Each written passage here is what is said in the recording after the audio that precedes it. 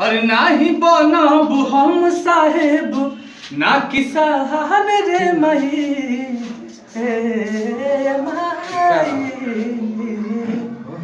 नाही बनब हम साहेब ना किसान रे मही कि हम तो बनब अपन जवान रे मई हम तो बनब अपन देशवा के जवान रे माई।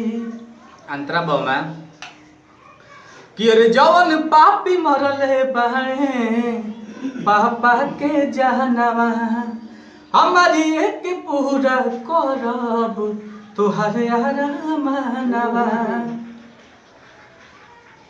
अरे तब लहरी तिरंगा आसमान रे मई हे माई न देखियो पवनी पापा के सुरतिया अखुनवा खौलल बाटे सोची सोची बतिया।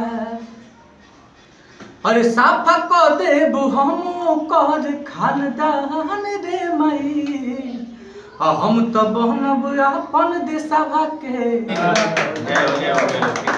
बहुत प्यारा गीत आप सब अगला जब 26 जनवरी आ रहा बात देगा ना कि आप सब अपना अपना स्कूल में बजवाई होगा तो बहुत खुशी हुई। हम याद कर चाहते हैं भैया के हमारा कहाँ बनी वहाँ का रंजीत यादव जी चक्की नरेश कहाँ बनी।